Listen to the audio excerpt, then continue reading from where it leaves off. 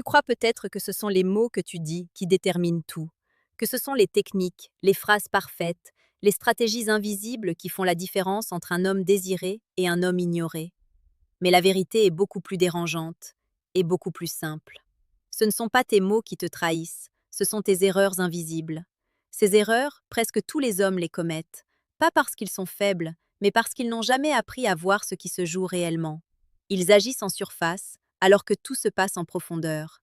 Et pendant qu'ils cherchent à impressionner, à séduire, à convaincre, ils détruisent sans le savoir toute attraction possible. Le stoïcisme enseigne une chose fondamentale. Ce n'est pas ce qui t'arrive qui compte, mais la manière dont tu y réagis. Épictète rappelait que l'homme souffre davantage de ses jugements que des faits eux-mêmes. Et dans les relations, cette vérité est brutale. Tu ne perds pas une femme parce qu'elle est compliquée. Tu la perds parce que tu réagis mal à ce qu'elle est. La première erreur est silencieuse. Elle ne se voit pas immédiatement. Elle se cache derrière ce que beaucoup appellent l'intérêt.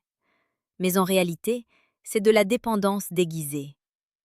Un homme qui se précipite, qui répond immédiatement, qui donne tout trop vite, qui se rend disponible sans retenue. Il pense bien faire, il pense montrer qu'il est sérieux, qu'il est engagé, qu'il est différent. Mais ce qu'il communique vraiment, c'est qu'il n'a rien d'autre. Et c'est là que tout bascule. Parce que l'attraction ne naît pas du besoin, elle naît de la maîtrise. Un homme qui se contrôle, qui choisit quand il parle, quand il agit, quand il donne de l'attention, cet homme devient intrigant, il devient difficile à lire. Et ce mystère crée une tension que rien ne peut remplacer. Sénèque expliquait que celui qui se possède lui-même possède déjà le monde. Et dans une relation, cela signifie que tu n'es jamais dans la poursuite, tu es dans la présence. Tu n'essaies pas de remplir un vide, tu es déjà complet. Mais la plupart des hommes font l'inverse. Ils cherchent à combler un manque intérieur avec une validation extérieure. Et une femme le ressent immédiatement. Pas avec des mots, pas avec une analyse consciente, mais avec une intuition profonde. Elle sent que tu as besoin d'elle pour te sentir bien. Et dès cet instant, tu perds ton pouvoir. La deuxième erreur est encore plus destructrice, parce qu'elle touche directement à ton identité. C'est le fait de vouloir plaire à tout prix. Tu ajustes ton comportement, tu filtres tes paroles, tu caches certaines opinions, tu ris même quand ce n'est pas drôle. Tu deviens une version édulcorée de toi-même, dans l'espoir d'être accepté. Mais ce que tu ne comprends pas, c'est que l'attraction ne naît jamais de la conformité. Elle naît de la vérité. Marc Aurèle écrivait dans ses pensées que l'homme doit rester fidèle à sa nature, quoi qu'il en coûte. Et c'est exactement là que réside la force. Être capable d'assumer qui tu es, même si cela ne plaît pas. Parce que paradoxalement, c'est ce qui crée le respect. Et sans respect, il n'y a jamais d'attraction durable. Un homme qui cherche à plaire devient prévisible, et ce qui est prévisible devient ennuyeux. Alors qu'un homme qui assume ses choix, ses silences, ses limites, devient magnétique. La troisième erreur est plus subtile, mais elle détruit tout sur le long terme. C'est l'incapacité à accepter le rejet. La plupart des hommes prennent le rejet comme une attaque personnelle, comme une preuve qu'ils ne sont pas assez bien. Et à partir de là, ils changent. Ils deviennent plus insistants, ou au contraire, ils se ferment complètement. Mais un homme stoïcien comprend quelque chose que les autres ignorent. Le rejet n'est jamais une définition de ta valeur. C'est simplement une incompatibilité. Quand une femme s'éloigne, ce n'est pas une perte, c'est une information. Et celui qui sait lire cette information devient libre. Il ne s'accroche pas, il ne supplie pas, il ne cherche pas à convaincre quelqu'un de rester. Parce qu'il sait que tout ce qui doit être forcé est déjà condamné. C'est cette posture qui change tout. Parce que soudainement, tu n'es plus dans la peur de perdre, tu es dans la capacité de choisir. Et ce changement, même s'il est invisible, transforme complètement la dynamique. La quatrième erreur est directement liée à l'ego. C'est le besoin constant de prouver quelque chose. Prouver que tu es intéressant, prouver que tu as de la valeur, prouver que tu es différent des autres. Mais chaque fois que tu essaies de prouver, tu montres en réalité que tu doutes. Un homme sûr de lui n'a rien à démontrer. Il agit, il vit, il parle avec simplicité. Il ne cherche pas à impressionner, et c'est précisément pour cela qu'il impressionne. C'est un paradoxe que peu comprennent. Plus tu essaies de convaincre, moins tu es convaincant. Et plus tu es détaché du besoin de validation, plus tu deviens attirant. Enfin, la cinquième erreur est celle qui résume toutes les autres. C'est le manque de maîtrise émotionnelle. Tu réagis trop vite, tu t'énerves, tu t'attaches rapidement, tu paniques quand elle devient distante, tu interprètes chaque détail. Mais dans le stoïcisme, la maîtrise de soi est la base de tout. Un homme qui ne contrôle pas ses émotions est contrôlé par elles. Et quelqu'un qui est contrôlé ne peut jamais être perçu comme stable. Or, la stabilité est profondément attirante. Une femme peut tolérer beaucoup de choses, mais elle ne peut pas se reposer sur quelqu'un d'instable. C'est pour cela que le calme, la retenue, le silence parfois, sont plus puissants que 1000 mots. À ce stade, tu comprends sûrement quelque chose d'essentiel. Ce ne sont pas les techniques qui créent l'attraction, c'est l'homme que tu deviens. Et si tu veux aller plus loin dans cette transformation, assure-toi de t'abonner, parce que ce que tu viens d'entendre n'est qu'une partie du chemin. Mais il y a encore quelque chose de plus profond, quelque chose que très peu d'hommes réalisent avant qu'il ne soit trop tard. Parce que même en évitant ces erreurs, il reste une dimension invisible qui détermine tout. Ce que peu d'hommes comprennent, c'est que l'attraction ne se joue pas seulement dans ce que tu fais, mais dans ce que tu représentes inconsciemment. Tu peux éviter toutes les erreurs évidentes, contrôler tes réactions, parler avec calme, garder une certaine distance. Et pourtant, quelque chose ne fonctionne toujours pas. Pourquoi? Parce que l'énergie que tu dégages ne ment jamais. Un homme peut dire les bonnes choses, adopter les bons comportements, suivre tous les conseils possibles. Mais si, au fond de lui, il est en manque, en attente, en tension, cela se ressent immédiatement. Et c'est là que le stoïcisme devient une arme silencieuse. Épictète enseignait que la liberté commence le jour où tu cesses de dépendre de ce qui ne dépend pas de toi. Et dans une relation, cela signifie une chose simple mais radicale. Tu ne dois jamais dépendre du regard d'une femme pour te sentir complet. Parce que dès que tu en dépends, tu te mets en position de faiblesse. Tu commences à analyser chaque message, chaque silence, chaque changement de ton. Tu interprètes, tu imagines, tu t'inquiètes. Et sans même t'en rendre compte, tu perds ta stabilité intérieure. Et cette instabilité, elle est perçue, toujours. Un homme ancré, lui, ne vacille pas. Il ne se laisse pas emporter par chaque détail. Il observe, il comprend, mais il ne réagit pas de manière impulsive. Il garde une forme de calme intérieur, même dans l'incertitude. Et ce calme est rare. C'est ce qui attire, parce qu'il crée un contraste avec le chaos émotionnel que la plupart des gens vivent sans même le réaliser. Mais il y a une autre dimension encore plus profonde que tu dois comprendre. C'est la manière dont tu gères le silence. La plupart des hommes ont peur du silence. Ils le remplissent immédiatement. Ils parlent trop, ils écrivent trop, ils cherchent constamment à maintenir une interaction. Mais le silence est une forme de pouvoir. Un homme qui sait se taire montre qu'il n'a pas besoin de combler un vide. Il est à l'aise avec lui-même. Il n'a pas peur de laisser de l'espace. Et cet espace crée du désir. Parce que l'absence bien maîtrisée vaut parfois plus que la présence excessive. Sénèque disait que celui qui sait attendre possède déjà une forme de puissance. Et dans les relations modernes, où tout va trop vite, où tout est instantané, la patience devient une qualité presque magnétique.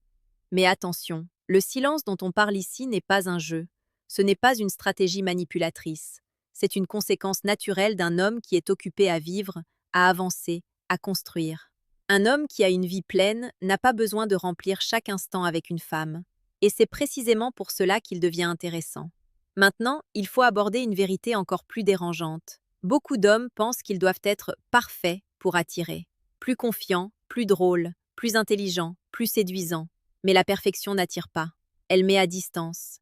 Ce qui attire réellement, c'est l'authenticité maîtrisée. Un homme qui assume ses défauts sans s'y enfermer, qui reconnaît ses erreurs sans perdre sa dignité, qui avance sans chercher à se justifier constamment. Marc Aurèle écrivait que l'homme doit agir avec droiture, sans se soucier du regard extérieur. Et c'est exactement cela qui crée une forme de respect profond. Parce que tu n'es plus en train de jouer un rôle, tu es en train d'être. Et cela change tout. Mais il y a un piège dans lequel beaucoup tombent en découvrant ces principes. Ils essaient de jouer le détachement. Ils font semblant de ne pas être affectés. Ils simulent le calme. Ils copient des comportements extérieurs, sans transformer leur intérieur. Et cela ne fonctionne jamais sur le long terme. Parce que le détachement réel ne se joue pas dans ce que tu montres, il se construit dans ce que tu comprends. Tu comprends que tout est temporaire, que chaque relation peut s'arrêter, que chaque moment est fragile.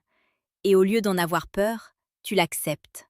C'est cette acceptation qui te rend libre, libre de t'attacher sans te perdre, libre d'aimer sans dépendre, libre de partir sans te briser. Et c'est précisément cette liberté qui te rend irrésistible, parce que tu n'es plus en train de t'accrocher, tu es en train de choisir.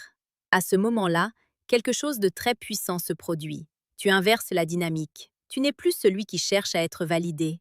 Tu deviens celui qui observe, qui sélectionne, qui décide.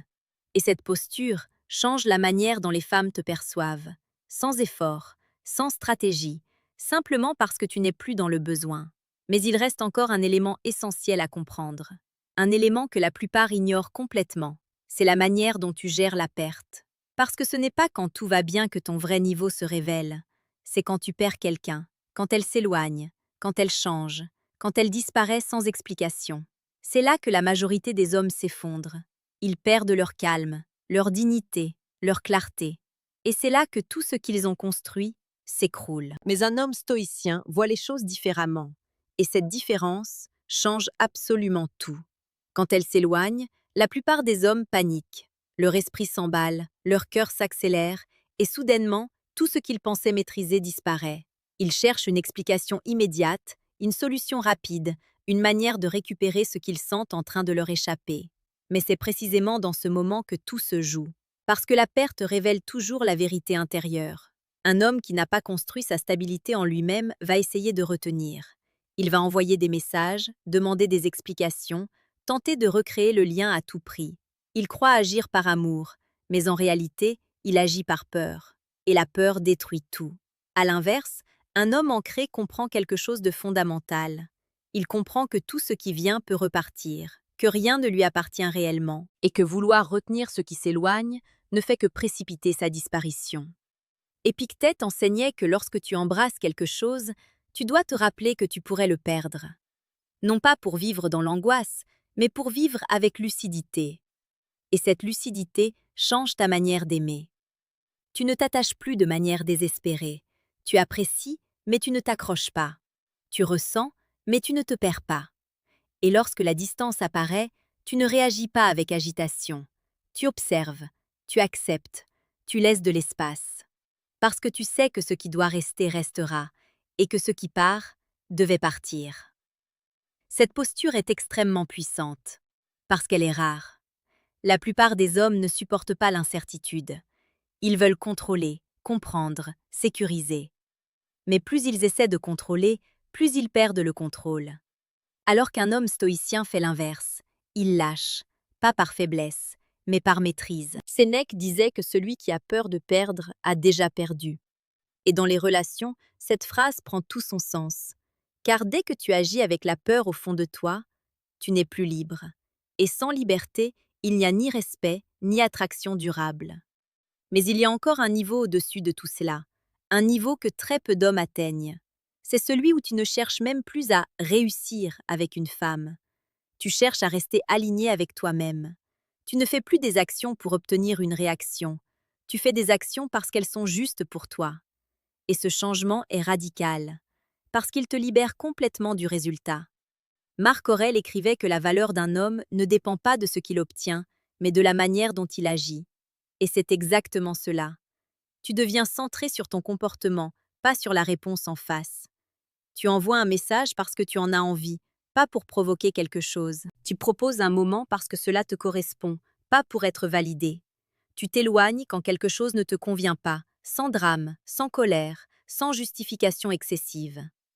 Et c'est cette cohérence qui crée une force silencieuse, une force qui ne cherche pas à impressionner, mais qui s'impose naturellement. À ce stade, tu n'es plus dans le jeu, tu es au-dessus. Et paradoxalement, c'est là que tu deviens le plus attirant, parce que tu n'as plus besoin de l'être. Maintenant, il faut dire une vérité que beaucoup n'osent pas entendre. Toutes les femmes ne te correspondront pas. Et ce n'est pas un problème à résoudre, c'est une réalité à accepter. Tu peux être calme, confiant, aligné, maîtrisé, et malgré tout, certaines ne seront pas attirées. Et c'est normal. Parce que l'attraction n'est pas une compétence que tu imposes, c'est une connexion que tu rencontres. Et comprendre cela te libère définitivement.